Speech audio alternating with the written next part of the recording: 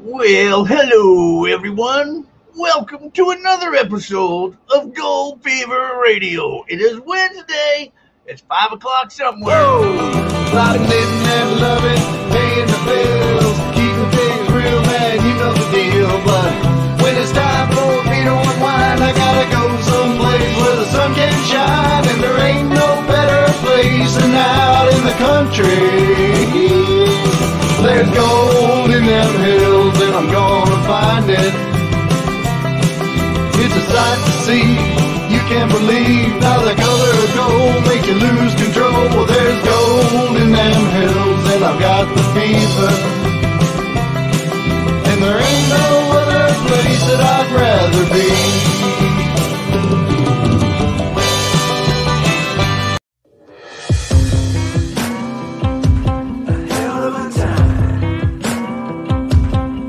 I go straight from the bank, gassing up the tank, cranking up the radio, playing old Hank, it ain't that long.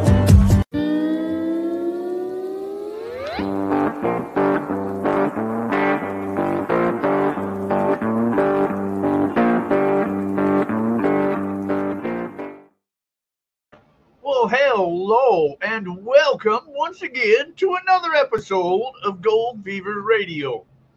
And I just realized something.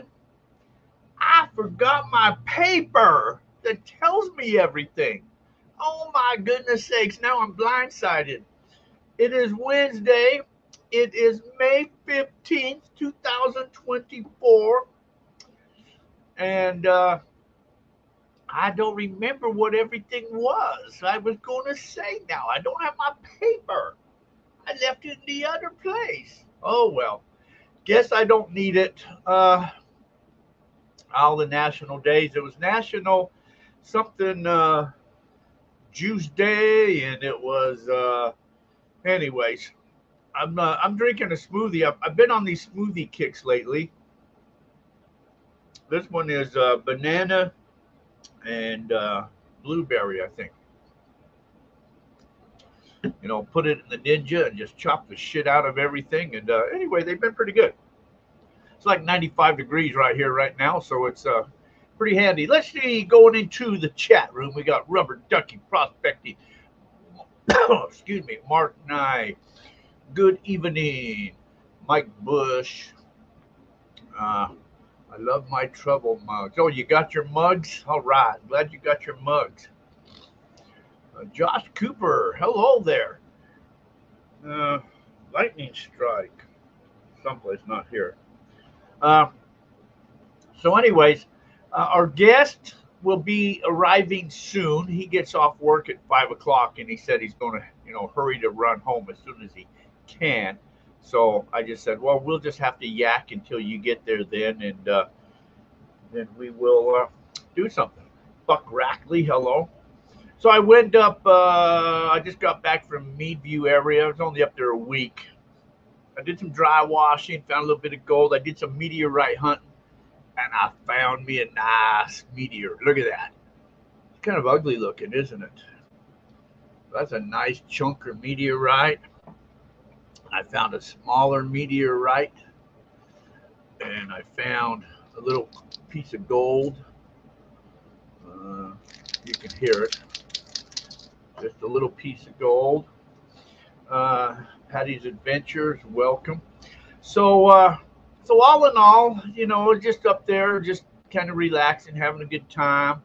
And I did that video. That video will come out on Saturday. It's already released on the on YouTube.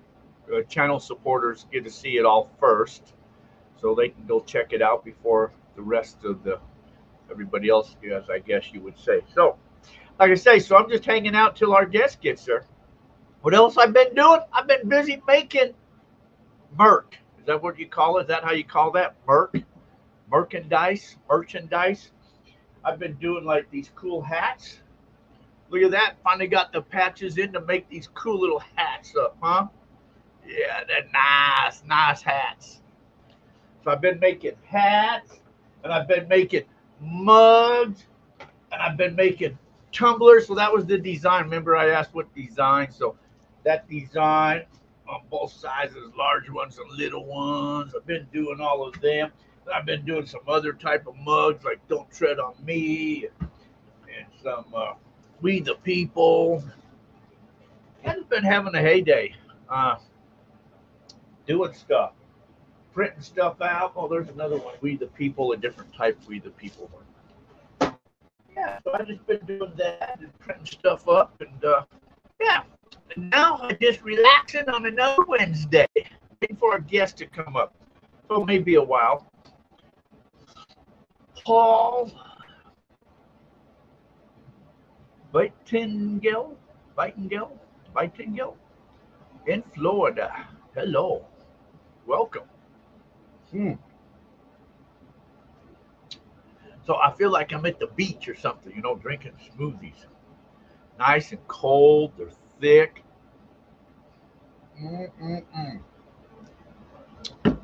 When that's gone, then I'll switch over to the beer. That's in the cooler, keeping cold right now. So, anyways, let's check out what else is going on in this world. Let's see what the current prices of gold is at. Shall we do that? What's the precious market prices? Haven't checked them in a while. Gold right now is at $23.89. Silver is $29.75. It's up. Platinum is $1,076. I'm always interested where crude oil is at, $78.99. As long as that sucker doesn't go over $100 a barrel. But, you know, they're talking about maybe by the end of summer, it's going to skyrocket back up again, too. So, I hope you guys are enjoying your summer as summer's approaching. Like I said, it's 95 degrees here now, so it's warming up. So you got to get out early in the day to do anything, because by the time you don't, it's going to get hot. And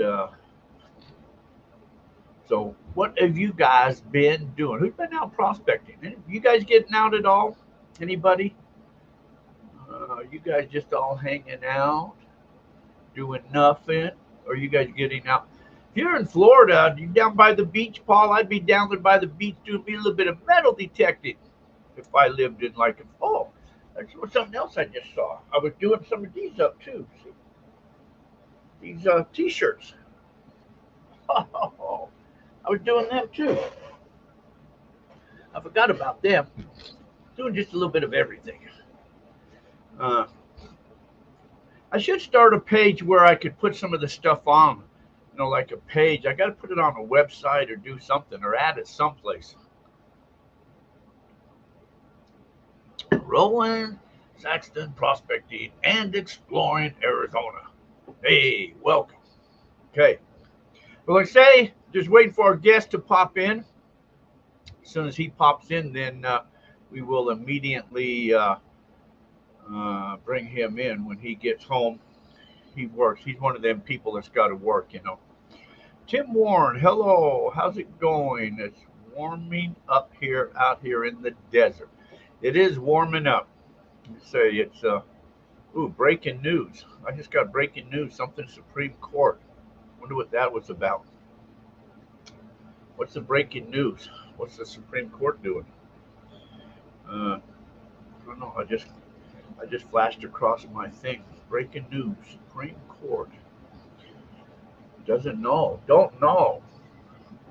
Supreme Court restores Louisiana voting map with majority of black district. Oh, nothing major there. 66 degrees. Where you at, Josh? Oh, you're in California, huh? You're way up there in California. 66 degrees is pretty cold. I was when I was up there in the Meadview area, I was in Gold Basin, and it got cold at nighttime. I'd almost put a heater on in the mornings. When I fired up the burners to heat up the coffee, I left it on a little bit just to kind of warm things up because it was cold. 66 degrees is pretty cold for me. Us here in Arizona, when it drops below 70, we're already putting jackets on because, you know, below 70 it starts to get cold. 60 is really cold. If it ever drops down below 40 here, we're all freezing. We're all in ski masks and long johns and everything else because we don't like that cold. So I am simulcasting, I guess you'd call it simulcasting, on both the on Facebook and YouTube. A lot more people come in on YouTube than they do on Facebook, but it is on Gold Fever Radio on Facebook as well. So that's what's happening. That's what's happening on my neck of the woods. I don't know what's happening on all your guys' neck of the woods. Like I say, I'm just wasting time waiting for this guest to come up here. I guess I could do something. Can we find anything to play? How about any old commercials or anything? Can we do any of that? Let's see. How about if I played something like, how about the alien guy wanting to go to the zoo? You know, the aliens landed and they want to go to the zoo. Let's play that, shall we? Thank you for calling the Phoenix Zoo. Para español, oprima 6123. Visit Phoenix Zoo. Transferring you to the Phoenix Zoo. You were calling the Phoenix Zoo. I'm going to take your phone call. Yeah, I would like to some information about your place there. Sure. What information were you looking at? I got a little green daughter, you know, she's going to be coming in this weekend. And my neighbor told me that I should take her to the zoo. You know, we don't have animals up there on my planet. What type of animals do you guys got there? Well, we got a lot of the Arizona animals. We got a few African animals like giraffes, and we've got a rhino. We've got mandrills, cheetahs, jaguars, a lot of different species of birds. We've got coyotes, Mexican gray wolves. We've got camels that you can ride if you want to. We've got elephants. We've got tortoises, giant Galapagos tortoises. Just a plethora of a whole bunch of different species of animals. Are they all in cages? I mean, they can't get to you, can they? I don't want anything eating my little green ass. Yeah, they're all in their own enclosures there that are big enough so you guys can still see them around. Most of our cats do like to sleep there, so they'll be spread out there, laying in the grass there, laying down. What's the best time of the day to come? You can come anytime from 9 to 5. How long does it take to see everything? Sounds like you guys got a lot of animals there. Usually it depends on how long that you stay at each exhibit there. I would say at least give yourself at least 2.5 hours. Will we be walking around or driving? Cause I got a little spaceship I can bring if we gotta drive around. Yeah, you're just gonna walk around there. Well, okay. Thank you for all of your help. Hopefully I can get my ship over to your place and we'll stop by. Thank you. You're welcome, sir. You have some great day, okay? Bye-bye. All right. Ryan, 88 in Meadview today. That's pretty good, Ryan. 95 here. It's getting warm. I wish I was up there because it's got to be good up there. Finding more gold. Yeah, I got to play the ad coming up. MG Toll. Let's go ahead and play the ad. We'll play the ad and get that out of the way, okay? Let's see. Where is the ad? We'll play the ad. Okay, right here. ICMJ, the International California Mining Journal, was first published in 1931, 93 years old this year. Since our first issue, our goal has remained the same, and that is to provide miners with a voice, a marketplace for their goods and services, and to offer expert advice and tips from our knowledgeable writers, miners, geologists, all in the field. We still offer our 12 and 24-month print subscriptions, but keeping up with the times and with our reader requests, the digital online subscription option allows for a simple and gorgeous reading experience using your preferred technology, your phone, your tablet, or computer. Sign up for our print, online, or both print and online at www.icmj.com or call us at 831 479-1500. For our advertising services, both display advertising and classifieds, select the miners market section or call us. Happy prospecting. Happy Prospecting. Excellent magazine. You guys got to get that magazine. If the aliens need fuel, tell them to look for Al Bundy's socks. Well, getting a little here and there. Okay, cool. I see our guest popped in, but I don't see him pictured there, so I don't know if he's going to in there or not. Let's see. That's weird. That's weird. That's weird. How come he's not here? Add to stage. Huh. Hello. Can you hear me? Yeah, I can hear you, Jack. I can't see you. I'm not sure what's going on here. You're dark. Yeah.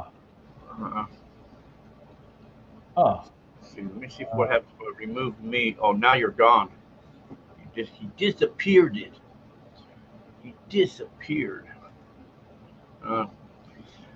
Jay Bulford. Jay, haven't seen you in a long time, Master Jay. Hope all is well with you, buddy. And getting all your place taken care of and everything like that. Timothy, nice to see your meteorites in gold with those large stones. Your pants should be heavy. They're out of this world.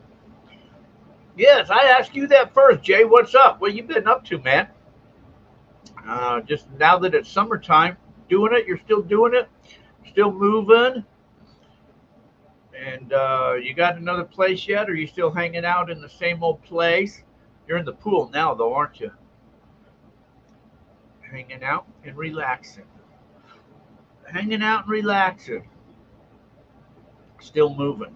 It's going to be an ever-evident process. Well, you have to come back out and go prospecting or something, you know? There's still a hole up there with your name on it. Well, if you ever need any help, Master J, just let me know, buddy. I'll come and help you do anything you need. Cool. Bathroom remodel. You're all going to be busy for a while. I wonder where old Alan went to. That's our guest is Alan, you guys, in case you guys didn't know that. Alan Duff Miller. And someday, Jay, yeah, you'll get it all together. No hurry, huh? This is a good smoothie. Been on a smoothie kick every day. So, yeah, just waiting for the guest to pop in. He'll come back in. He disappeared. He was there and then he disappeared. So he's working on technical difficulties, I guess. Oh, there he is. He's back in there. What's going on with the audio here, or with the camera? I don't know. I hear you. I just don't see you. I know. So, Device not connected, it says. They will need to connect their mic camera before you can add them to the stream. So something to do with your camera is not connected. Something to do with your camera. The camera's not turned on your computer. May have to just hook it onto your telephone.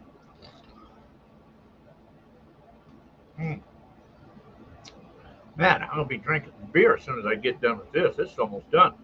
It's like cold enough. If I drink it too fast, I get brain freeze. You know why I get a brain freeze?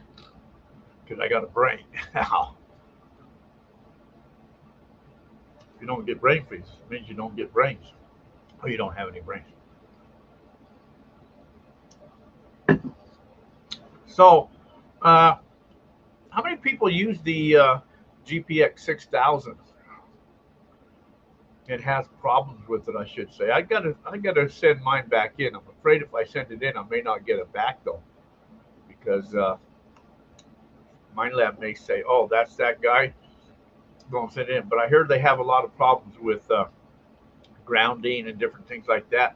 So people have been sending them back for repairs. I haven't did that yet. Hmm. Things getting down to the bottom.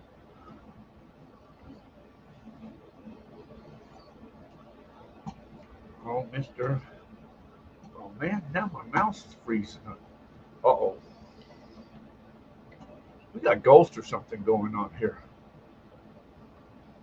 Hmm. Still says device not connected. You're there, you've logged in, but your device ain't connected.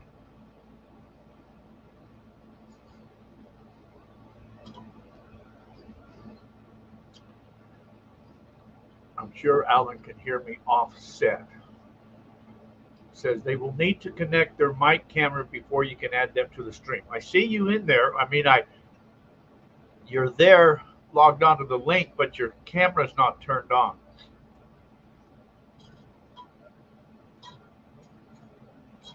Uh-oh, I'm empty.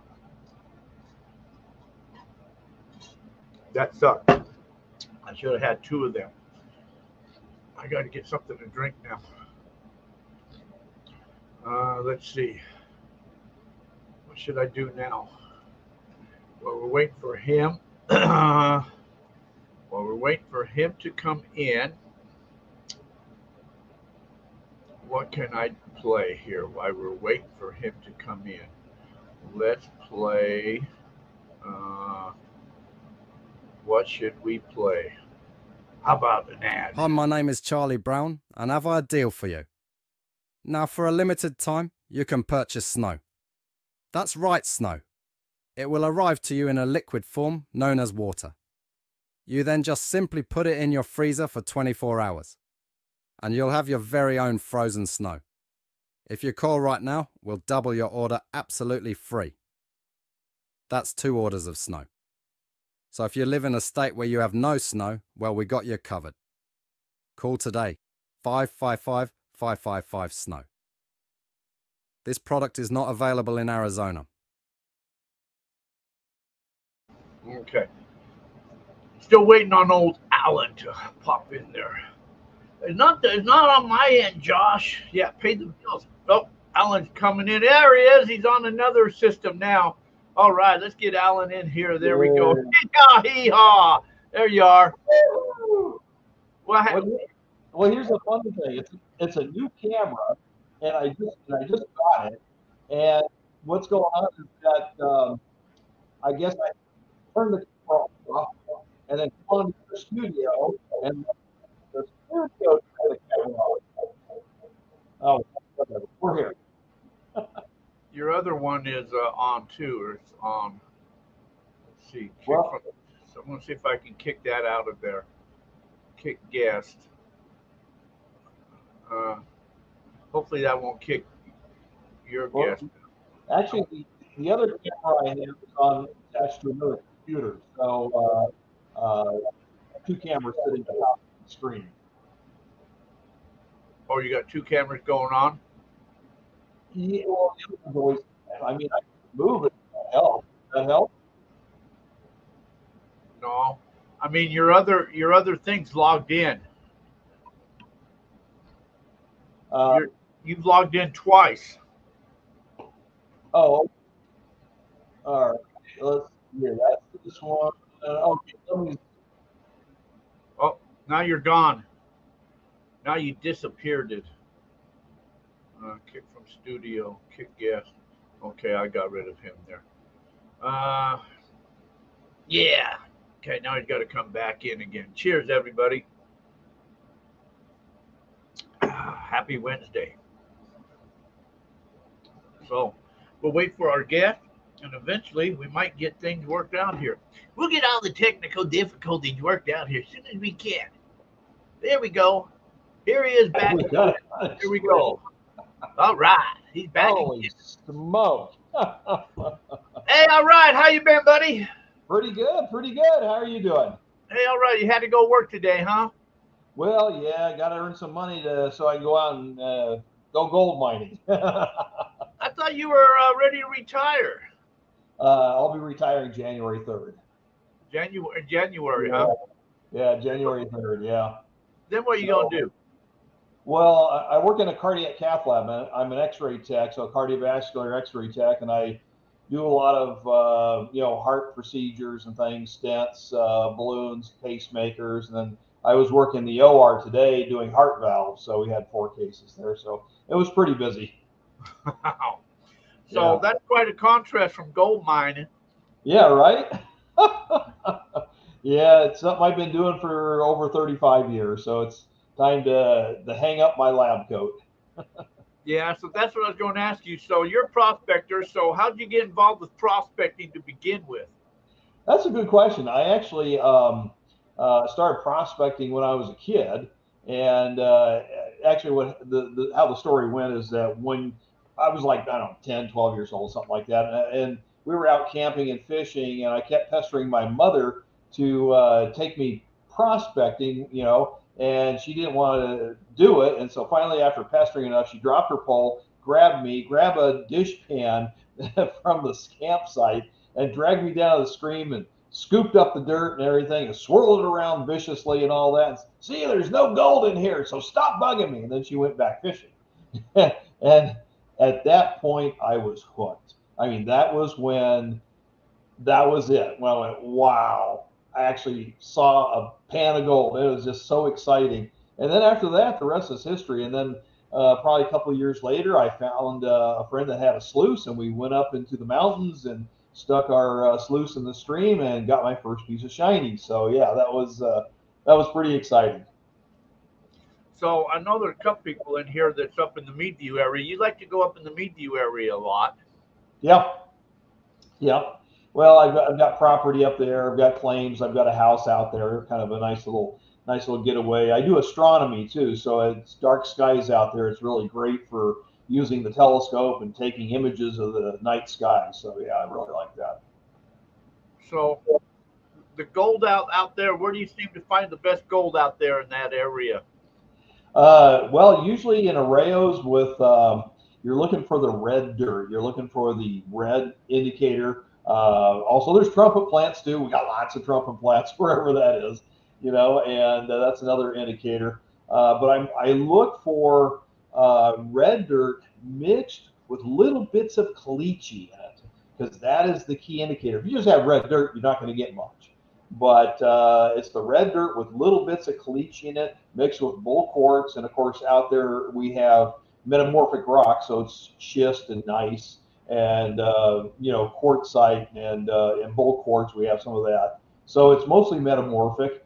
And I find that the more schist you have with that dirt, and also obviously iron, hot rocks and stuff like that, that's when it's gonna be the best gold.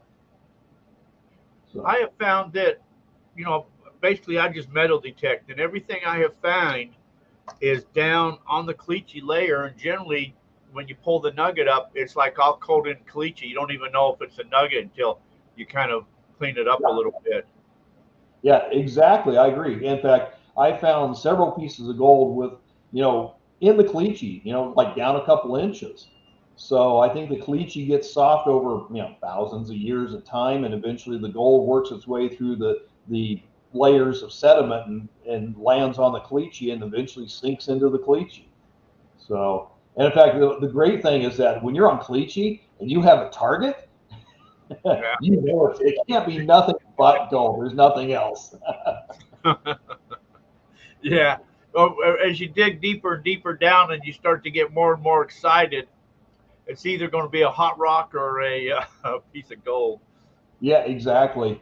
I use a gold bug too. That's my metal detector. I've had it for over 25 years. One of the original ones, or not really original ones, but I mean one of the newer or older new ones when they came out as a gold bug 2 versus the gold bug 1. And so I use that, and yeah, it doesn't go very deep like some of the other detectors these days, but boy, I tell you, if it can find the little tiniest little hair wire that you can barely see, and it goes off. So I mean, if it can find little hair wires of copper, it's definitely going to find little pieces of gold, and it certainly does. Well, so that's a VLF. So I know you're going to be picking up a lot of hot rocks. And so how do you kind of avoid, you know, when you're using that type of a machine out in that area? Well, that's another great question, because you have to train yourself to listen to the sound of the detector, and every detector is different. And so with the gold bug, when you're passing over a hot rock, for instance, it'll have like a long whining echo. So it'll go ring, have that diminishing echo sound to it. And then when you sweep back the other way, it does the same thing. And you know that's a hot rock. And but every once in a while you have one that's really in high iron content, so it sounds a little bit more acute, where it's more like beep, beep, And again, when you hear that sound, you know it's a hot rock. And I've got a discriminant mode on the gold bug, so you can flip it up discriminant and it'll cancel it out. But when you find a gold nugget, it's in a very acute sound. In other words, it's just boop, boop, boop, like that, and it's very short. It's and definite. So and like even when you swing over a nut or a bolt or something like that, it sounds off so loud. You just think like, and it has a little bit longer, instead of a little quick blip, it's a little bit more of a bang, kind of a more of a longer buzz or beep, whatever. And so then you kind of know that that's probably trash. I still dig it anyway, but it's still trash. Yeah, I know there's somebody up there now, I think, that he's using the gold bug up there. But I think a lot of the hot rocks on them too, they sound going away from the target rather than going into the target. Yes. Yeah. Yeah. And it's interesting. For me personally, I don't use the gold bug, metal detecting a lot, because I'm mostly mining. So I'm running material, especially through my wash plant. And but what I do like to do is I scan my tailings afterwards to make sure, in case I do end up with a nugget larger than that fits the punch plate on the screen that falls through onto the sluice. And honestly, I have to say, over the years I've done this, I've never found a nugget. So at least where I'm digging out, the nuggets aren't that big, but they make it onto the sluice. So. Yeah, I mostly get metal detect. I use the 6000. Oh, well, that's a great detector. That is awesome. You can find some of the smallest nuggets with that. Yeah, here's let's see if I can pull this picture up here. Oh no, it's behind us. But anyway, that's some of the nuggets I found with that machine there. Oh, absolutely. Yep. Yeah, there was a area over there. Well, I hunt over there by the Queen Tut. That's where my claims are. But I have found, oh man, I bet you I've found over 400 pieces of gold easily. Oh, sure, it's still out there. People think, oh, there's no gold out there. People at work look at me, they think, well, you gold prospecting? Why? Is there really gold out there? Yes, there is. There really is gold. And so they get, especially when I bring in my samples and all that, I go, oh, okay, that's pretty cool. They think it's all gone. Yeah. So you use. I'm trying to get my background back. So you basically have a wash plant, and you named it special. So tell us about this wash plant and all of that. Well, it's called the Gold Rattler, and you can go onto my YouTube channel. I have several videos about it. It's Alan's Gold Mining. In fact, that's what my little title there says, Alan's Gold Mining. So if you go onto YouTube, key up that, you'll see Alan's Gold Mining, and it'll have several videos. And it's called the Gold Rattler. Okay, and those are the videos about that machine. I've made a few changes and all that, but now we're in production. I'm actually making the Gold Rattler. I've already made 2 of them, getting ready to build a 3rd one. I've already sold a couple, so we're moving right along in production. And so it's really exciting. It's a fun machine to operate. It takes a little bit of time to set up, but it's not designed for prospecting. It's designed for mining. So if you have a claim, you have a property that's got some good values that you've already tested, then that's where you bring the Gold Rattler in and mine the heck out of it and get all the gold you can. Well, we need to bring one over to my claim. Right, yeah, you should. Yeah. find a piece that you like and everything. You know, I'm working virgin ground myself. I'm finding chunky nuggets and pieces. You know, very few finds on that side. But then if I go to the other wash where the old timers are at, were I should say, it's all dry washer tailings, and I run that through the gold rattler, and man, you wouldn't believe the gold I get. It's unbelievable. You know that what they've left behind. In fact, actually, I'm gonna bring this up to the camera. This is what I got the other day. So I don't know if the camera will focus on that little dude. Yeah, that's cool. That's a nice one. Yeah, yeah, it's 1.1 gram, and so anyhow, this is what the old timers left behind in their dry washer tailings. So it's you found quite, yeah, quite interesting. Wow. Yeah, and I also I don't know if I can really even show it because I'm kind of holding it up to the camera, but I got like a little piece of garnet here.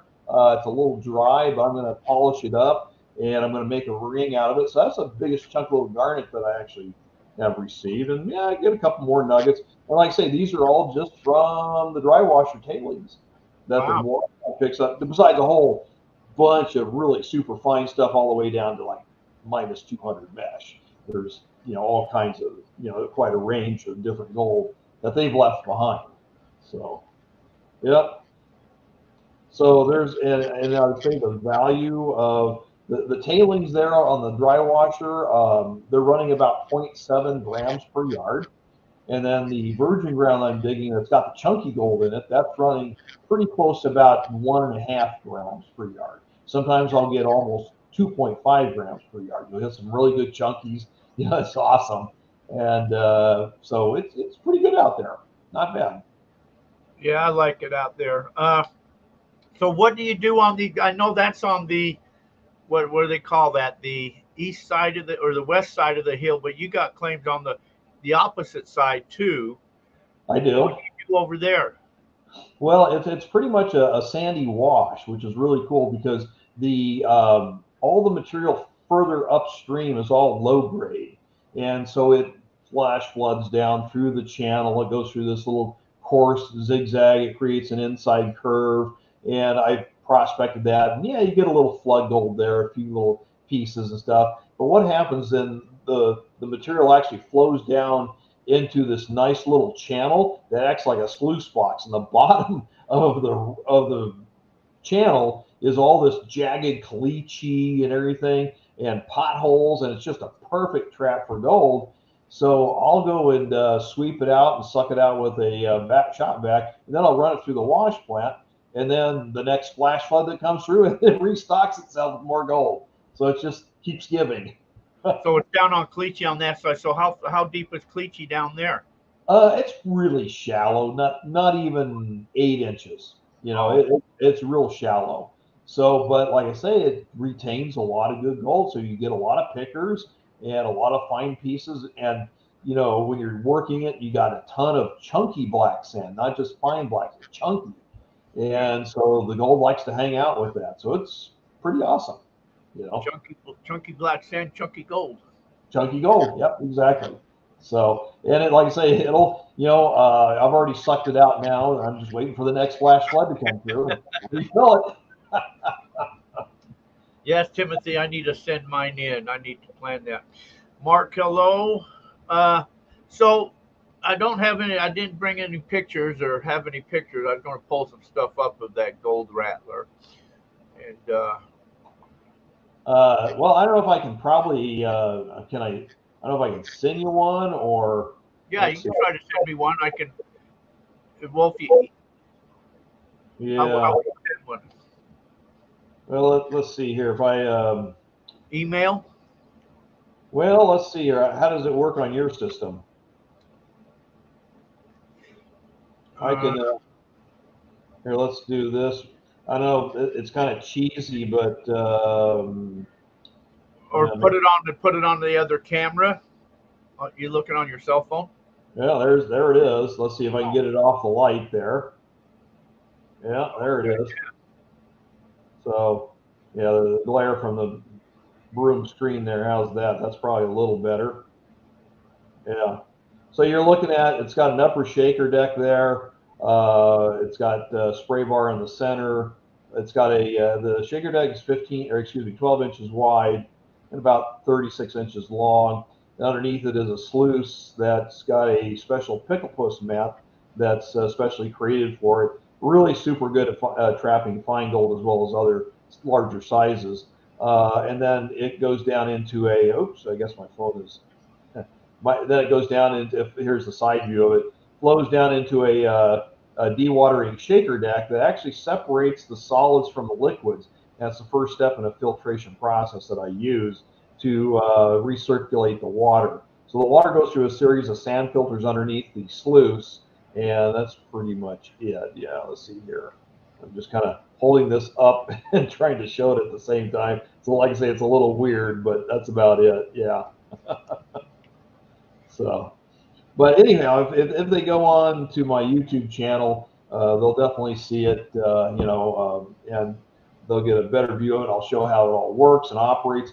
And if you go to my website, okay, which is www.goldrattler.com, or just, goldrattler.com, I've got a complete slide series of what entails a gold rattler, what comes with it, pricing, things of that sort. I'm going to be uploading some more videos about it on how to set it up and operate. So I'm working on some technical videos to put up on the site as well. So for those who are interested in it.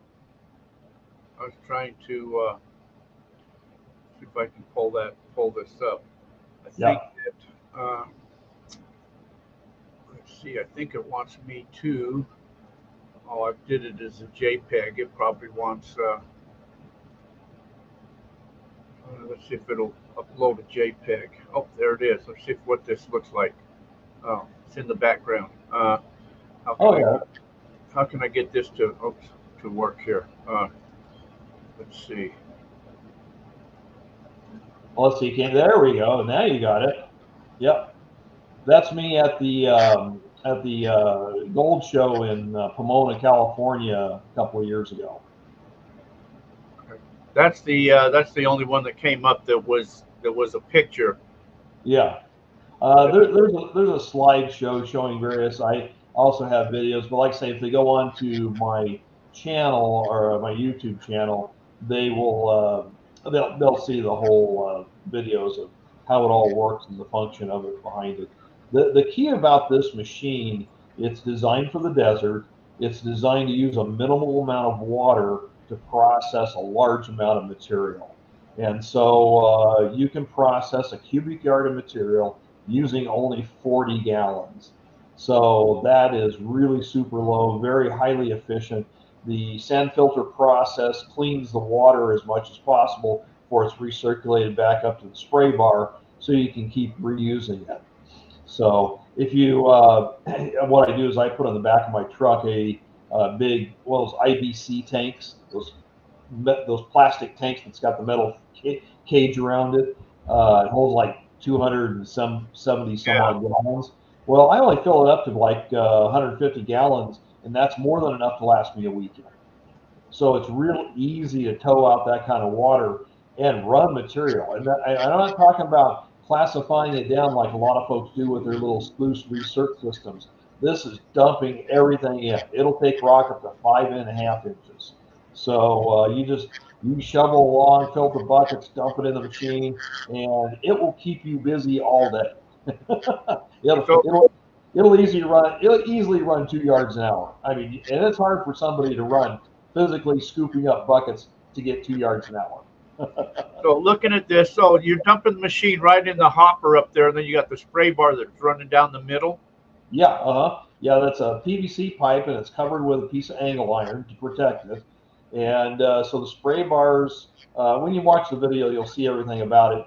The spray bars are kind of in a fan, kind of going perpendicular to the flow of the material and water. So what happens is that when the fan hits the shaker deck, it creates this vortex. So when the material hits the vortex, it churns and spins around, and that helps break up the gold and material, separating it so that way the gold can get down on the sluice. So it washes, it's sort of like a car wash. So and I kind of call it that. The rocks kind of roll down the system, getting washed like being in a car wash. So And looks like we got vibrations on the bottom. yes, the underside of the deck has a vibrator, and that's what shakes the deck. And so, and the way it's designed, I don't need to have a very steep deck. You can sit at 6 degrees, and that's what you see there. And so that's all you need to allow the vibration to allow the rocks to roll down the deck and obviously exit the end of it. And of course, the finer stuff that's say 1/4 inch and smaller drop onto the sluice. Cool, the mundo. So how Yeah. much you sell those babies for? Well, they're very labor intensive to make, and because they're very custom, and it comes with a whole bunch of accessories. Comes with the pumps, the tubs, the sand filters, all the plumbing and everything. The only thing you need to supply is the generator and the water tank and the the power line and the hoses, basic stuff. And it pretty much comes with everything. So I'm selling these for $5,495. So basically $5,500 is what you're getting. So you're not really getting a prospecting tool, you're getting a mining machine, and that's different. And the recovery rate, I will boast, because if you watch my original Gold Grotto video, I actually take the sluice mat out and I wash it in various sections so to prove how efficient this is. And there's no gold found on the last 2 riffles, and that's exactly what you want. You want all the, in fact, most of the gold is found in the first 2 riffles, okay, and there's 9 total. So and it's a whole bunch of high and low V-shaped riffles that are intermixed with it. It's what we call a reverse oscillation system. So the gold can't stay aloft in the water, and it just drops down in between the riffle, sections and stuff, and accumulates. So. Well, you did some pretty intense on. I remember being out there when you was testing it out there one time, and so you got through a lot of testing of it before you actually, I guess, tweaking things here and there before you yeah. I have to say it's been a long haul. It's just trying to refine everything. And now that I've really have got it really tuned exactly what I want, now it can be produced. So it's also just got approved by the patent office, and it's I'm working on the trademark. So far, the trademark's been approved, but there's some little details that I'm working with the trademark office. So the gold rattler plus the imaged gold rattler, which is the snake that's coiled up around a pickaxe and has a big gold nugget in the mouth. So that's going to be a trademark logo. So working on those little details. So well, hey, bona fide business. When you need your cups made, let me know. Oh yes, exactly. Well, later on, I'll eventually probably have merch. We'll have like we have a gold show. I'll have the machine on display.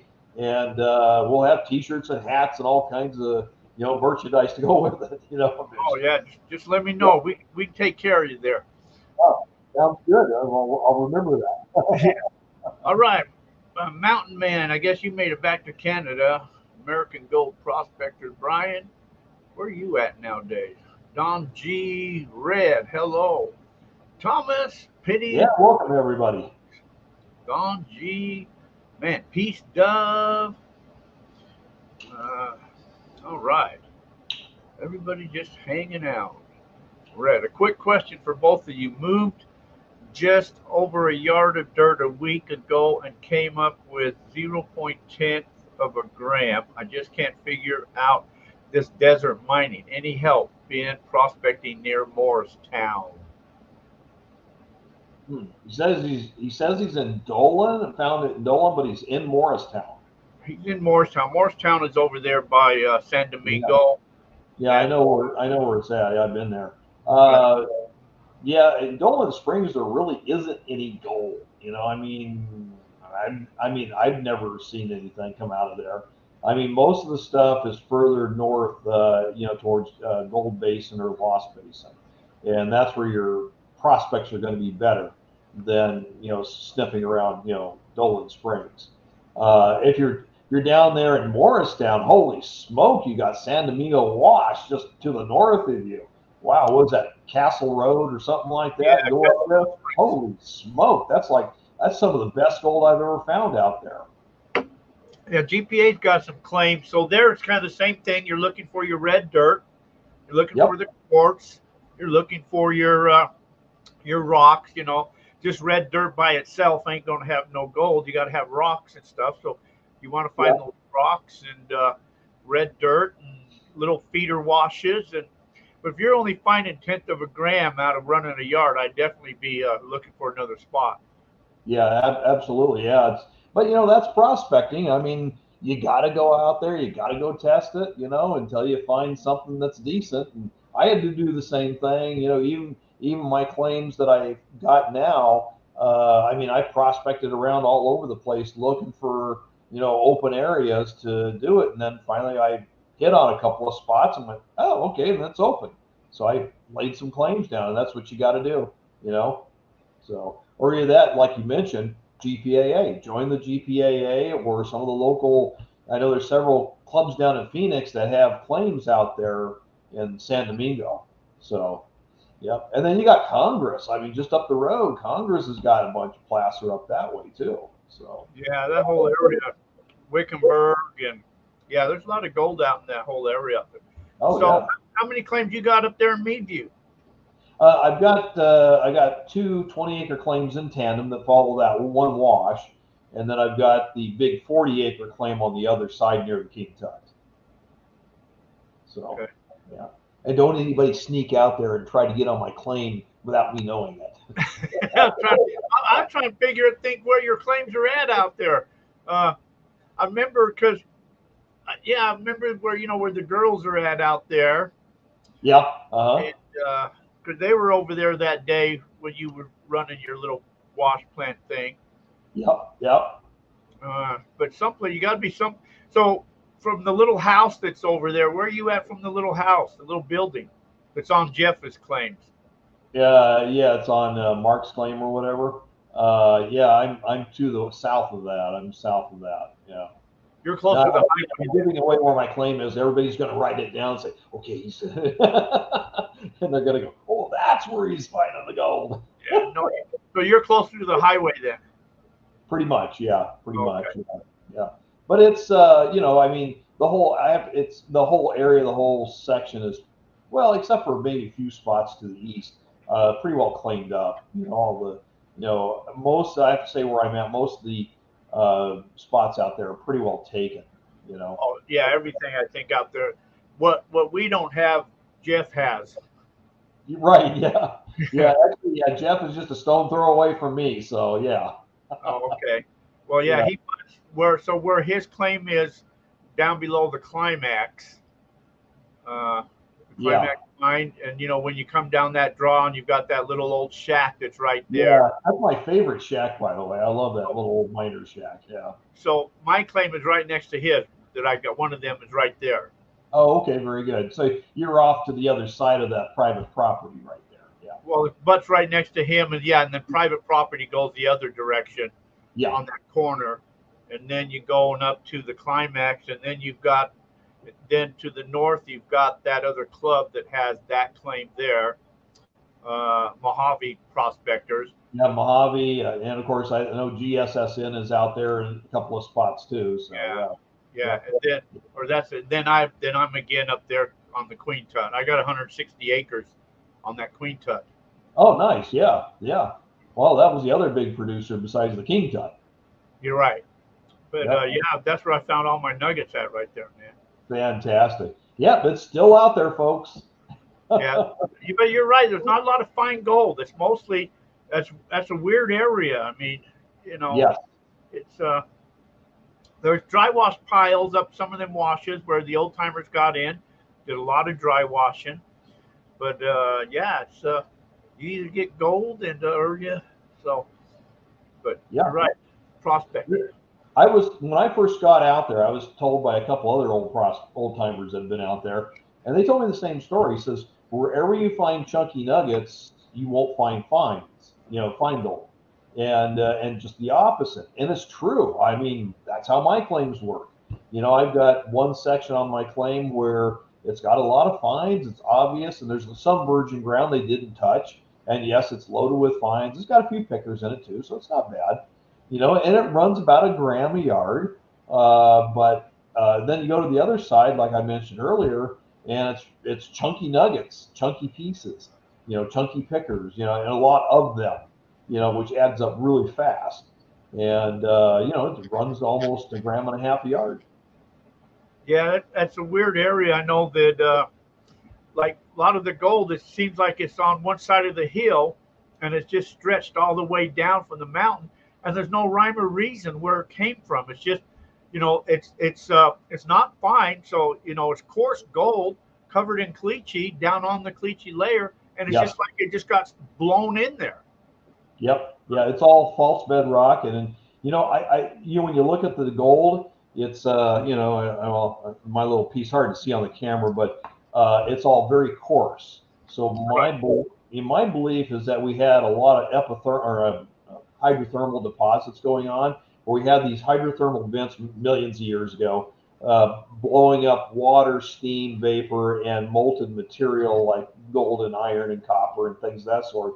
And because it's so alkali, it finally, the stuff layered up in places because it's kind of spotty out there, and I think because it's associated with these vents, and over millions of years, all the irons, the coppers, the silvers have all long since oxidized, and what's left is this gold that's very coarse looking. It's not smooth. It hasn't rolled at all, in fact. So the host has basically been eroded away. In fact, I have a gold nugget that I found that literally has a square hole in the center of it, like a donut, whole square, and which means it's a piece of pyrite that long since oxidized and left a square hole. Wow. Yeah, and even a friend of mine has a 2-ounce nugget, and the impressions on it are these square divots all over the place. So that just tells you it was associated with a sulfide pyrite, and that's long gone. Which I think that what makes the red sand, or the red dirt, is the pyrite. Wow. Yep. Yeah, So of course the ground is tipped and altered. Oh yeah, there we go. Yep. Yours is big. Yours is bigger than mine. But you know what? I bet you, just like all the others, it's coarse. It's very, yeah, it's coarse, and it had it was all in caliche, and you could barely see a little bit of gold on it. Yep. Until I dumped it in some vinegar, but yep, exactly. It looks like a piece of dirt. Yeah, but yep. You can tell when you pull it out that if it's that white and it's sounding off on your detector, it's a piece of gold. Oh yeah. Well, and how I found this piece in particular, I did find it. I was digging I was running the material through the wash plant, and something told me when I was finished, to scan the tailing pile that was left over from the old timers, besides my own tailing pile. So I went up there and said, yeah, okay, and I swung it around. I found a bolt, and it set itself off. And then about a foot away from the bolt, I got another target, and I thought, well, this must be the nut that goes with the bolt. And so I scooped it up and ran it through, not expecting much. But when I got down to it, I had 3 rocks in the bottom of my scoop, and there was no nut there. And they looked like pieces of dirt. And so I just picked the first one up and swung it over the detector, and it made no sound. And then I put the one that I had in my hand back in the thing, and it went clank. It makes that clanking sound. It's like, okay, we got this. And then I put a little water on it, and sure enough, yeah. No, it's nice. It's getting tougher to find them, though. It seems like, yeah. Well, it's the technology, I mean, back in the day, they were all the easy picking with detectors was done. And now you have to go with Mine Lab and their technology, so you can go deeper and smaller and stuff like that to find those nuggets that everybody else missed, So, and who knows what the technology will be, say, another decade from now, Well, I was talking to a guy with detectors. Remember the old blanket corals that they had that you pull behind on your quads? Oh, yeah. So I was talking to the guy that made those the other day, and I said, trying to get one. He said, man, they really didn't make them anymore, and the hooks to those pulse inductions. And I said, well, I need to buy one because, to me, I'm tired of walking around spinning the machine. I'd just rather drive all over. he was telling me that they pulled a 4-gram nugget out that was about 3 feet deep that the mine labs wouldn't pick up, but they picked that up with that blanket. And I said, well, I got to get one of them, man. He said, well, I really haven't made any. And I said, well, what do we got to do? I got to get one, you know. So, and especially the meteors too, you know. You saw the meteor. Oh yeah, absolutely. Oh yeah, it's nice specimen. Look at that. Oh yeah. Yeah, that was Skull Basin out there. Oh yeah, sure. That's loaded with it. Yeah. Yeah, they're getting harder to find too. Yeah, but they're still out there. You know, I've thought about that lake bed down there as you turn left to go to Gold Basin. If you turn right, you got the lake bed there, kind of, between all the almond trees that are growing out there. And I've always thought, well, if the meteors are hitting out in Gold Basin, they got to be hitting out there in the lake bed too. You know. Did you find any out there? I haven't found any in the lake bed, but I found one on my property. Yeah, actually, I found it. Found it through the gold rattler. So yeah, it was interesting because it was just as heavy as the gold in the pan, and it wouldn't go away. It wouldn't roll. It was just sticking right there with the gold. I'm like, what the heck is this? And my friend says, I think this is out of this world. And I went, yeah, it probably is. So you got property on Gold Basin too? No. Oh. No, just up there at Lost Basin. Yeah. But you found a meteorite in Lost Basin?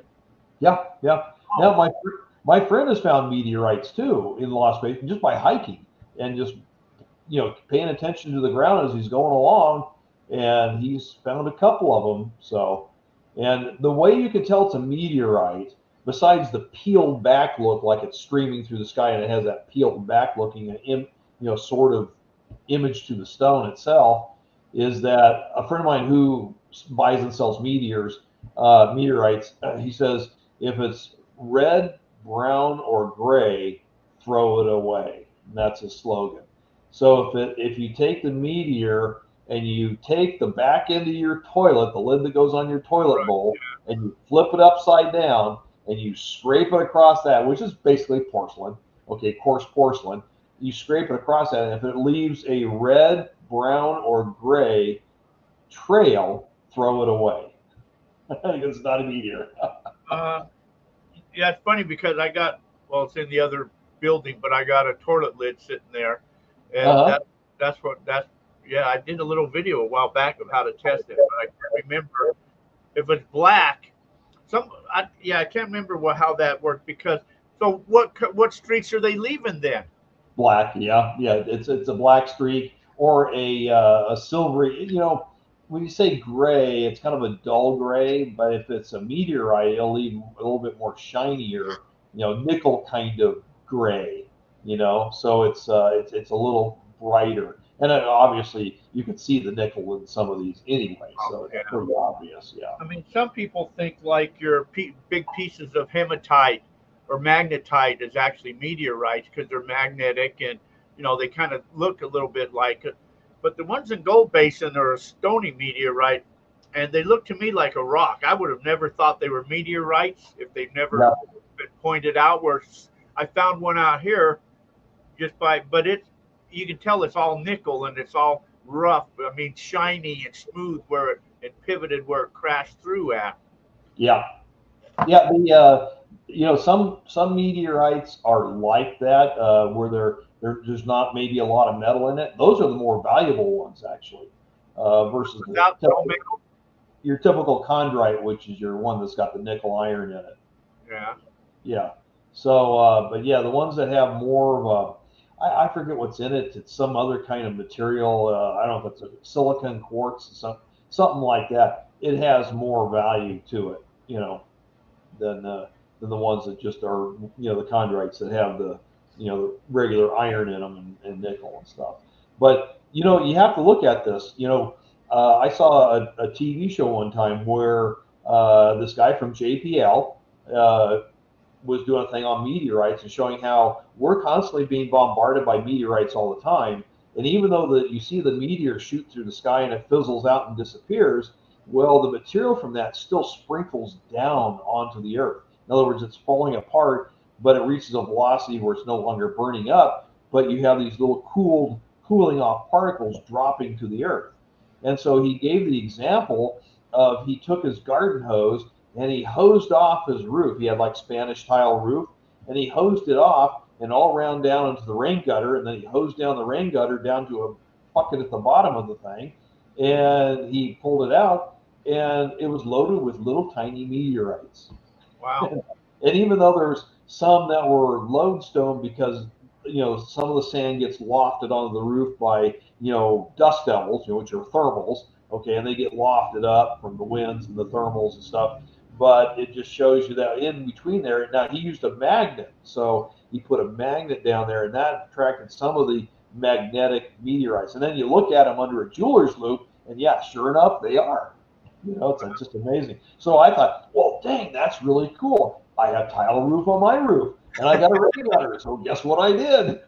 Yeah. Did you find some? Yeah.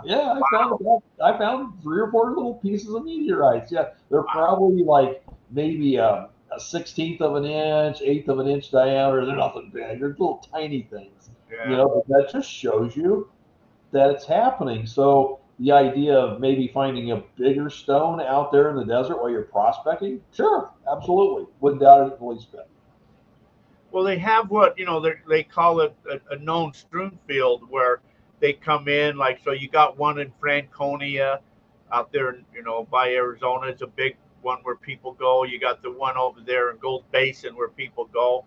And those are known where thousands and thousands of them came through at. And then you just got where maybe, like, I was out here just hunting for gold one day, and I was using a 7,000. And I get this target, and I dig down about a foot, and the target goes away. And I thought, wow, that was really weird. And all of a sudden, I looked on my pick, and there it was. And that was a meteorite. And I'm thinking, just one by itself, just one. Yeah. So somebody said, could they be around Morristown? Meteorites have been falling for what, millions of years? Millions, billions of years, yeah. You could find one, sure. I mean, anywhere. It may not be in a known strewn field, but there could be 1 or 2 there. Yeah, you don't know how ancient, how many millions of years they've been sitting there, through, changes geologically, the ground tipping and then erosion. They're rolling around with the gold and the other lodestone and heavy rocks and stuff like that. Yeah, sure, Okay, so Red says, on a decent day, not a great day, about how much gold would be acceptable for a yard of dirt? I would say my minimum bottom line would be a 1/2 gram. Okay, I try not to get a 1/2 gram. I try to shoot for more. So I'm usually sitting around maybe 0.7 to a gram. That would be my threshold, and then anything obviously higher. So how many buckets is in a yard? Oh, that's a great question. You should see one of my videos that I made about that. I forget, is it 40 or 42 or something like that? Well, we kind of mitigated it a little bit. And if you watch the video, go to my channel. I do have a video where I made a 3 foot by 3 foot by 3 foot high box. And I took a bunch of 5-gallon buckets and I filled up the box to see how many really equals a cubic yard. And I also compressed it down too, because you have to remember, when you're digging the dirt out of the ground, you're actually digging it out and it's hard. So therefore, when you dig it out, you're actually inducing air between all the rocks and materials. So you're making it fluffy. So what you want to do is pack it down so that way it simulates what is actually on the ground that you're standing on. So anyway, I did that. And I think I came out to like 46 buckets. But I have to digress a little bit because the walls of the box were bulging a little bit because, so I think it's probably more closer to 42 buckets. 42. Okay, that was just, I seem like I remember. Well, the reason I say that, so I remembered when I was up in the Stanton area, which is just north of where you're at down there in the Morristown area. And I remember going out in the desert, and we would just fill like 20 buckets up a day, bring them back into camp, and then run them through a wash plant. Yep. And my feelings were, if I'm not getting at least back then we ran on the grain scale when gold was still less. If I'm not getting at least 1 grain a bucket, then it wasn't worth it. So I tried to get 1 to 2 grains per bucket. Now, when you think about it, if you could get 2 grains a bucket, 2 grains, 480 grains to an ounce of gold. So that would mean you would need 480 buckets to get an ounce of gold, or if you're getting 2 grains, then you're only going to need 240 buckets or 220 buckets to get that ounce of gold. That's how I based it. Now, how you want to base it out there, what you're digging, I would at least go with somewhere similar to that idea. Yeah. Well, it all depends. Like if you're just poking around prospecting and having a good time and you're just out there just enjoying the day and stuff like that, and you got your little dry washer, your little sluice high banker, research thing going on, and if you get a few little specks and pieces and all that, it makes for a good day, even though you're not really, quote, making production, No. Yeah, but it's still fun, Yeah, we'll never get rich at it. You got to figure you haul out, say you're going out dry washing. So you're going to use that blower and you're going to waste more gas than you're going to find in the gold that you're going to recover. But it's all about having fun and to get some exercise and getting a little color. Right. Yep. So, but it's always great to be always prospecting and looking around to try to find that better ground that may have better yield. We're all looking for more gold, right? It's the gold fever. Yeah. It's always all right. Thank Mark. It is a good show. Greg Carter, welcome. Chris B. Red. Let's see. Richard Duke. Always better late. Okay. So in the now I got. So when you go out, your favorite method then is through the wash plant. Then I guess is what you like to do best. Pretty much. What I do is, during the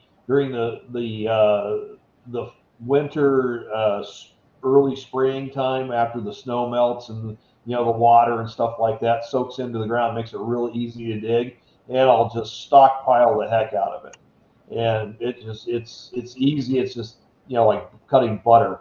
And so I'll stockpile it, and then during the rest of the season I'll just run it. Sometimes it'll get rock hard, but that's okay. I've got this pile where I'll have maybe 4 to 6 yards just laying there, waiting to run whenever I get a chance. And then if I decide I need more, then I'll just run down there and start digging up some more.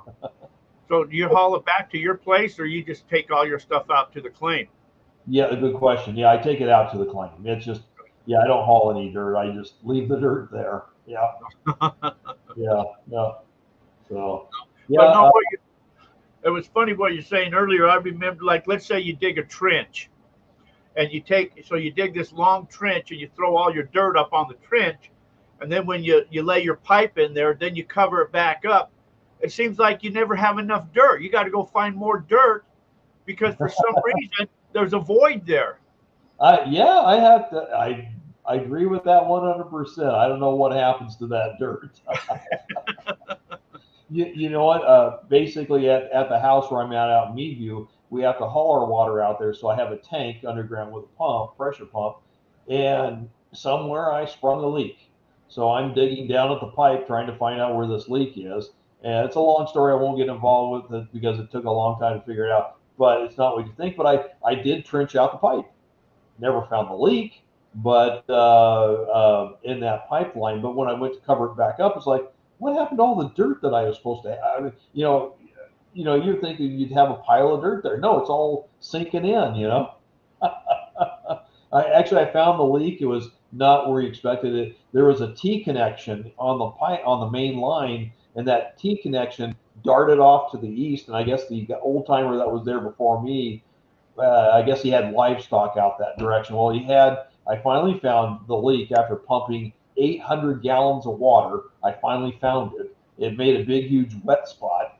And it was actually a piece of PVC pipe that came up above the ground and had a cap on it. Well, the cap rotted. And of course, it was just geysering water. Well, I never bothered to look that way because it was like well over 100 yards away. And I'm like, then one time I happened to be walking by that area, and it's just sopping wet, and it's like, what the heck? Yeah, I found it. So I capped that line off. I said, okay, we're done with that. So you have a house in Meadview too? Yeah, yeah, yeah. Where at Meadview? Well, it's south of town. It's actually Lake Mead City, actually. So it's before you hit that cattle guard and you got Smith Road. So I'm down that way. Down And, where? where you hit the cattle guard and there's a sign there that says "Welcome to Lake Mead City." Oh, okay, way down there. Yeah, way down there. So I'm at that end. So it's about 4,000 feet. It's good for astronomy. It's dark out there, sparsely populated, so it's good for that purpose. And so, but you got to go to the local well to fill up the tank and haul it back to your place and dump it into your reservoir. So yeah. Now I have a lot right there on the other side of Queen Tut, on that private property right there. So I keep a trailer right there, and when I go up there, I just stay there. Do you have to haul your own water there too? Yeah. Nobody outside of town. Well, it's impossible. Well, I guess it'd cost you too much to dig a well, and that's why everybody just hauls water. I'm right there by the water company right there. You have to go down. You have to go down about 1,200 feet, and it costs like 60 grand. It's like, whoa. Yeah, it's cheaper just to haul it. Yeah, it's just cheaper to put quarters in the machine. Yeah. Like a NASCAR race owner used to say, if you want to make a little money owning a race team, start with a lot. Okay. So those that want to get out, I'm going to take a break, but I'm going to the little boys' room. Why don't you tell everybody how to find some gold when they're out in the desert? Well, okay. Well, let me yak a few minutes while you're out there. There's several different ways, but I would prefer that first of all you kind of look at get some books about prospecting, placer deposits in whatever state you're in or what state you're going to prospect in, and then that gets you kind of honed in. And the other thing would be to, once you figured out where the gold is, go to places where they've actually found gold. Don't go off on the beaten path and try to strike out on your own, because you figure the old timers already did that and they failed. So it's best to go to an area where you will find gold and start from there. That's kind of the beginning. That's the preface. And then the type of equipment you bring. You can bring just a simple gold pan. Try dry panning if you want, if you're good at that, or bring some water and have like a little pan so you can just test the ground to see if it's worth anything or not. And then, of course, the other thing would be to bring like a small dry washer. I have a little miniature dry washer, and that is my prospecting tool out there. And so I'm not using it for mining. I'm using it to test to see if it's worth it. And if it is, then we bring the gold rattler in and go for it. So that's the key. And I love my little dry washer. I love to dry wash. It's a lot of fun. And it's a good way to test the ground. And if it's no good, right, pick it up and carry it down to the next section and try over there. And you keep going until you find something.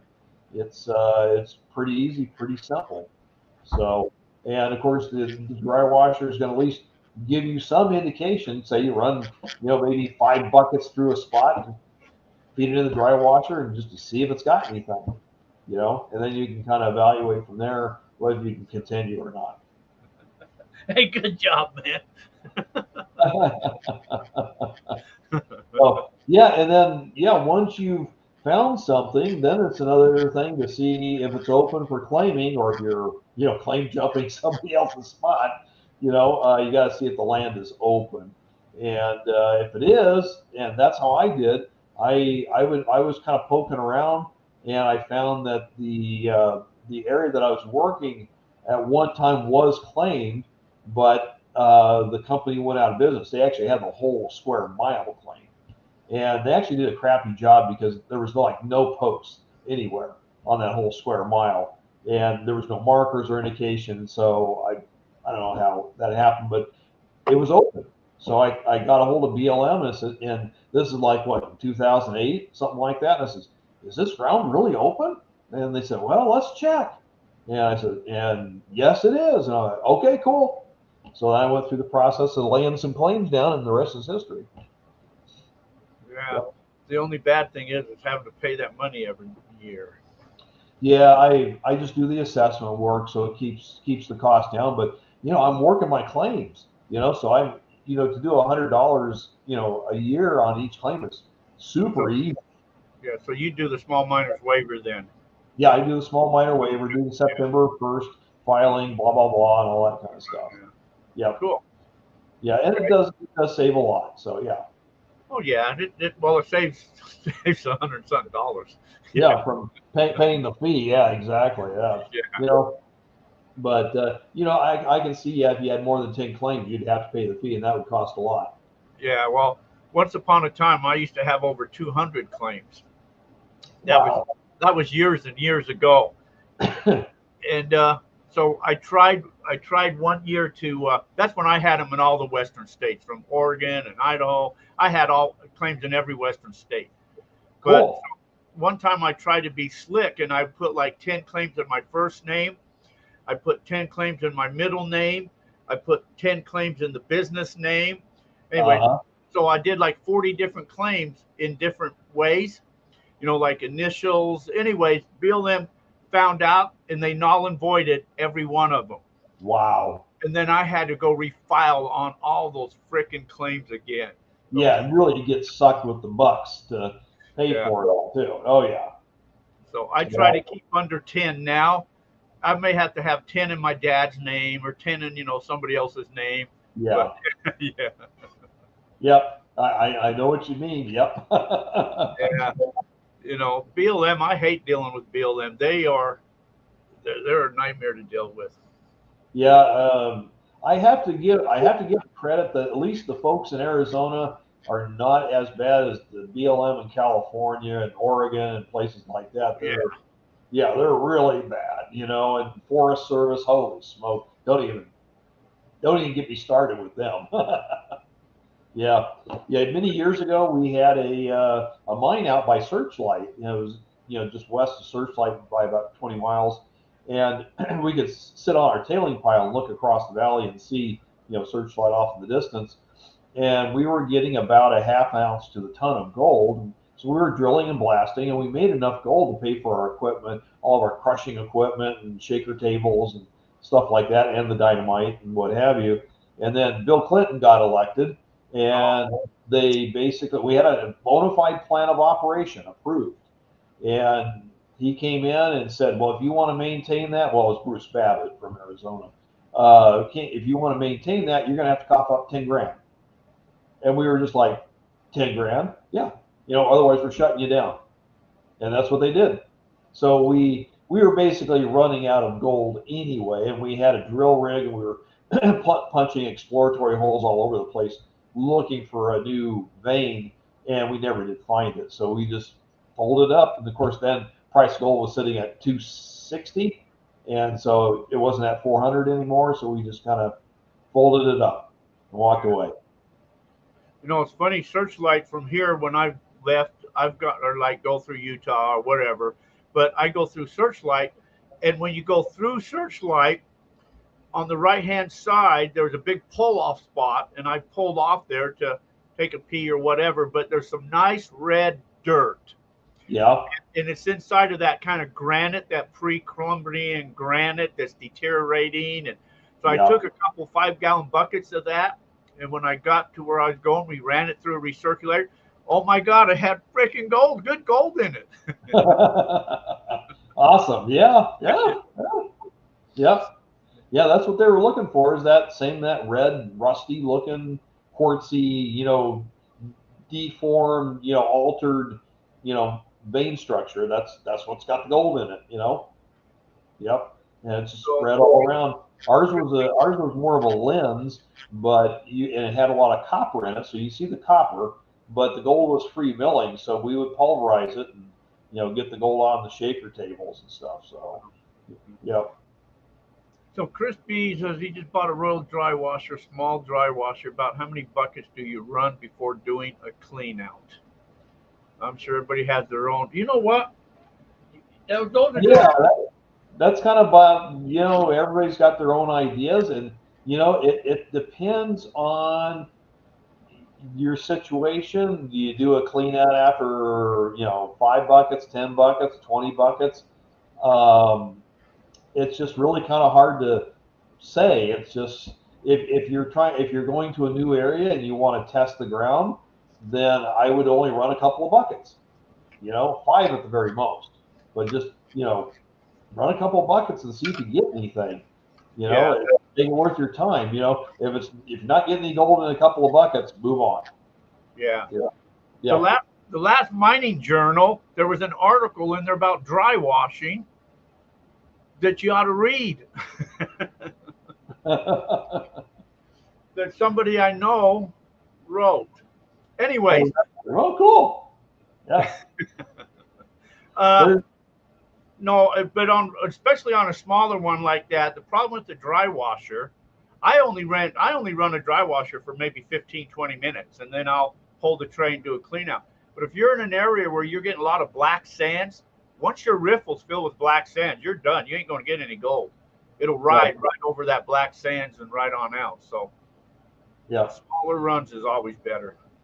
Well, and there's a thing that understanding the physics behind dry washing and how it works. Okay, first of all, okay, you have air flowing up through a canvas base, and it's lifting all the material up over the riffles, including the black sand, and you're hoping that it'll actually trap the gold.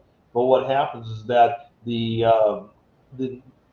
efficiency is so narrow that if you're trying to lift material over the riffles, all the fine gold goes with it because it's the density and the mass that's involved. As this thing rolls over the riffle, you're actually lifting a lot of that out over and eventually into the tailings, is because it's so fine and it can't collect that.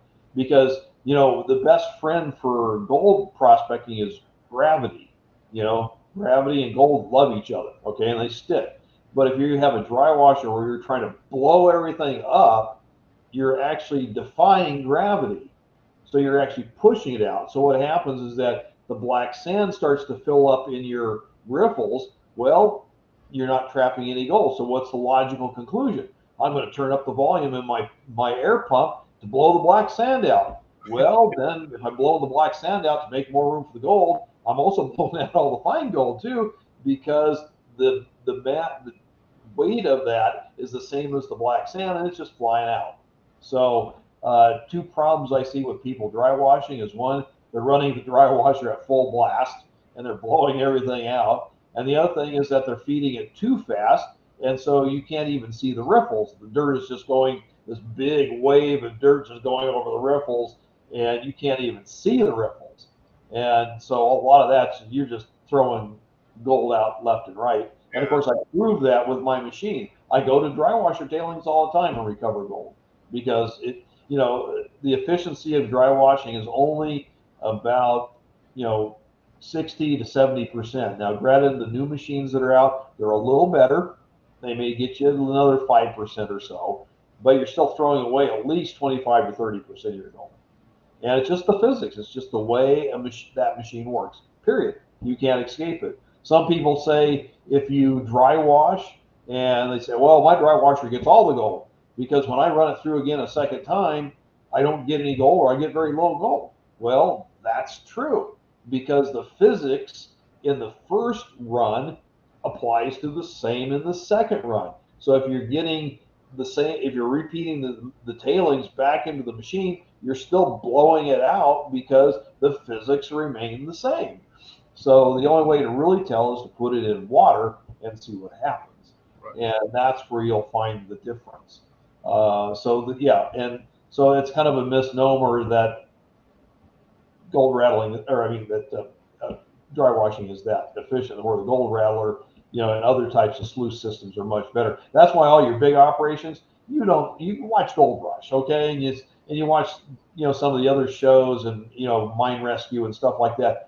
They're going to wash plants. You don't see this big battery of dry washers out there, even though some people do have them.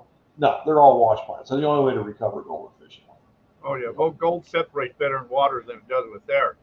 But yeah, on your Royal dry washer, one thing that they don't have, the new King dry washers have them in there, but what a Royal doesn't have, and that's what they call that dead air space that's in front of those riffles. And the theory is, once that gold gets trapped, you don't want it to get blown back out again. You want it to remain there stuck behind that riffle. So you've got to pull that screen out and put some tape there to create a dead airspace on the Royal dry washers. Yeah, you want at least about an eighth to a quarter of an inch of a dead airspace. Yeah, the Royals, your gold bugs, or gold, not gold bugs, gold. Oh yeah, you had the gold dusters, you had the gold, whatever they were, the gold ones, and even your puffers and all that you have out there too. Same thing. yeah. Sometimes the old puffers though they reverse their riffle, so when they put it in, instead of putting it opposite, they reverse the riffle, so that created the dead airspace when they put the bend right there. So, but yeah, they got to have that, and I don't know why Royal doesn't create that somehow, but Keen does it because Keen has the plastic underneath there now, and they made it where the dead airspace is in that plastic. Yeah, yeah, improves your chances, absolutely. Yeah. Yeah. But like I say, I still use my machine for prospecting, and that's what it's great for. You know, quick, simple, and easy. Simple and easy. So, how long does it take to set that machine up when you drag it out in the desert? Yeah. You know, I'm familiar with it, so I can actually have it set up in about 30 to 45 minutes to get running. And actually, what takes the longest is filling up the tubs with the water. So I just have gravity feed going from the tank down to the tubs. So that takes the longest. You're usually standing around at least a good 15 minutes or so waiting for that to happen.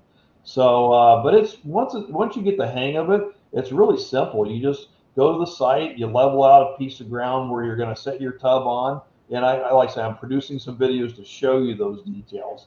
And then once you get the tubs leveled, then you just wheel the gold rattler over the top of it. And then it comes with 4 little screw leveling jacks that you just screw underneath it to level the machine. And the machine is factory set, so that way all the angles are preset, so you never have to mess with them. They're set for the highest efficiency. All you have to do is level the trailer. And once the trailer is level, everything works perfectly. So, yep, it's real simple. And it's a matter of just getting the tubs level. That's easy. Just, and then you got to have them so they're sort of staggered. So if you have a little bit of dirt to work with, you either pile one tub up a little higher than the other, so that way you can staircase down. And you only need 2 tubs to staircase. The third tub, which is the pump tub, slides underneath the other tub at the same level, so it doesn't matter. So, and if you're on hard ground, you can always build it up with some dirt. So, yeah. Well, one day I'd like to buy some private property out there where I can't believe that. So, like on a mining claim, I had to put up bonds when I just did a push out there. Yeah. But you have private property out there. Them guys are mining. I'm bringing my backhoe out there. I want to get some private property, and I want to take my backhoe out there and set me up an operation. Yeah, sure can. Yep. Yeah. I mean, I've talked to a few people, and actually the BLM out there is pretty decent about it, but you still got to put up a bond, and you tell them you're going to disturb like a 20-foot by 20-foot area, and they're happy with it. And then when you finish that job, then you just tell them, well, I've done testing that area. I'm going to move on to the next 20-foot section. And you just keep going, so you just keep telling them what you're doing. What's that? On the private property? No, on the BLM property. Oh, yeah. Well, BLM, yeah, I did a notice of intent. And under notice of intent, correct. You can only disturb up to an acre. And so, yeah. Well, if you tell them you're only going to disturb like 20 feet by 20 feet, right. they're going, they'll go get the bond, and they're happy with it. And then if they want to come out and see your reclamation, it's pretty easy, and then once you show them the reclamation, then they pretty much kind of leave you alone because they know what you're doing. And they'll may pop in every once in a great while, but no, I did it. I did 2 pushes out there.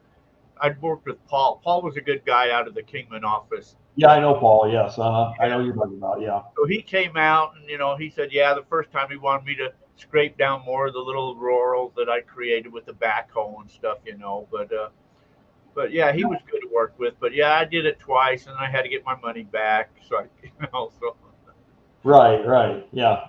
And there's ways to get bonds. You know, you can go to a bonding agency and you pay them an annual fee of like, you know, 250 or $500 or whatever it is. You know, if you don't want to just cough up the cash yourself, and you can obtain that $4,000 bond they're looking for, $5,000 bond. You know, and so and you figure if you're only going to work it for a year or two, then yeah, it's worth it. You know, just buy a bond. You know.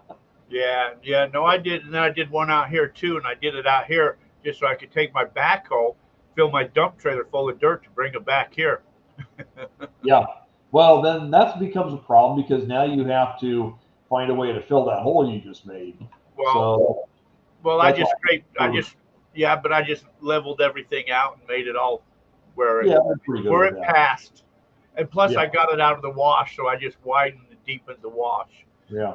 And what I'm doing now, that's why I prefer to mine out there, is that all my tailings just go back into the hole. And so as you're moving up the wash, in mining, you're backfilling as you go along and stuff like that. So, I figured if BLM ever came by, they would look and say, oh, okay, we see your reclaim, we're cool, Yeah, Yeah. But, that's cool. So, the so people want to go look at all your stuff that's on the YouTube. How do they find you on YouTube and all that? How do they find you? Well, I assume our names are showing up, like yours says Jack Tucker. I assume the audience is seeing the same names. So if you just go to Allen's Gold Mining, as it's spelled right there, you'll find it. You'll also, if you want to key up Trommel Wash Plant, I'm on there too. I'll show up in the first page. So what got me started out there was I built this trommel out of 5-gallon buckets and basically materials from a hardware store, and put it all together, and it works really great. And I even built a dewatering trommel to go with it as well, so I could help separate the solids from the liquids. Wasn't as efficient as my gold rattler, but it certainly was a lot cheaper too. So but in plastic buckets, hey, they break or wear out, and just go get another bucket and put it on. So it's real simple. And actually, Jack, a lot of people have actually asked me, and so I made a video series on how to make one. So on my channel, I actually have a 3-part series on how to build one, and I take you step by step and give you all the measurements, everything you need to know. And if you want to drift off and make your own little modifications, yeah, that's cool too. And then at the end of videos 2 and 3, I have a parts list and where to get them. So that way it makes it real easy for the hobbyists to, if they want to build their own trommel, they can, which is really cool. And I would say I get messages all the time. I mean, I would say there's been well over 100 people that have built this trommel wash plant that I have on my channel. So, and it's got over 650,000 views now. Wow. And yeah, so it's pretty popular. Well, it's popular in many ways too. Yeah, cool. Yeah. So yeah, my channel's full of all kinds of other interesting videos and stuff besides the gold rattler. I go to ghost towns and I film there, and obviously been to Tombstone and places like that. And then I go to the Mine Expo, which is the big mining company where the big professional miners come to meet and stuff. And they have the big equipment that's, the dump trucks that are 3 stories high and stuff like that. Yeah. Johnny Turtle, Alan, I just saw your AKU video. Looks like a lot of fun and some great gold. Yeah, well, thank you. Yeah. I try to show some gold after each video. Just, show you what I'm doing, So, yeah, it's a good fun channel.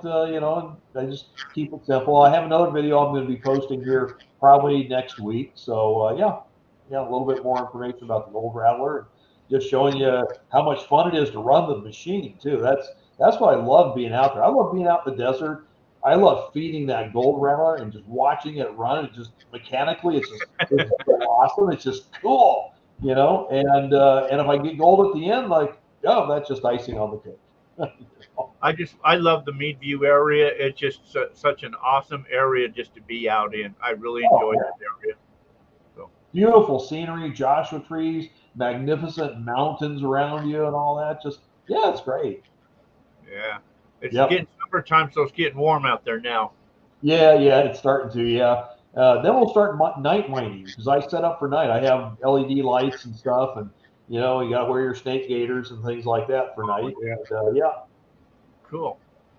All you right, know, Al. I'll go out and mine when it's a full moon because full moon out there, boy, it's like daylight outside. So yeah. Yeah.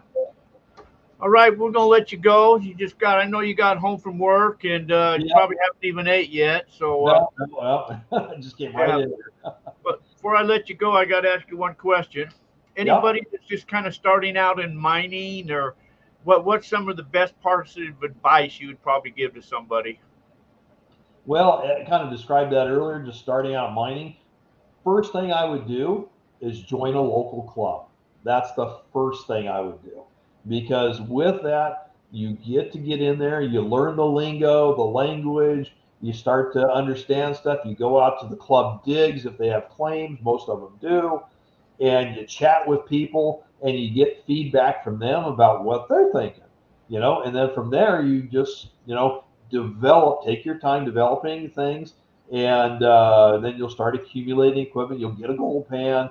You'll get your little vials of stuff to put your gold in and things of that sort as you go along, and you'll just grow and grow and grow.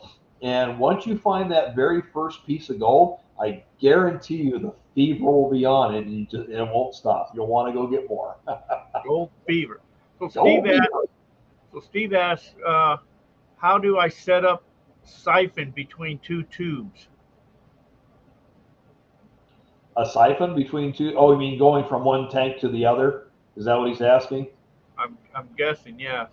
Siphon between two tubes. You just got to have a pipe that goes up and over the top and into the next tank, but I don't like to use that. If you look at the Gold Rattler, we don't use crossover tubing from one tub to the other. There's a lot of people that do. The reason why is that if you have to put a tube in one tub to siphon into the other tube or into the other tub, okay, what you're doing is you're siphoning out the sediment and gunk that's at the bottom of your tub and you're throwing it into the other tub. Okay, and eventually you end up in the pump tub. So all that junk gets into the pump tub, and now you're pumping junk up to your wash plant, and you're washing your dirt and new rock with junk, gooey, gummy, milky water. So if you look at the Gold Rattler, I use spouts instead. I built these special spouts that spill off the top of the tub, so you're skimming just the very top surface of the water. That way it gives all the time for the sediments and particulates to settle down in the tub. And that's where the sand filters come in. When you watch my videos, you'll learn about the sand filters. And that's key to getting all that gunk to stick to the bottom of the tub so it's not floating around in your water.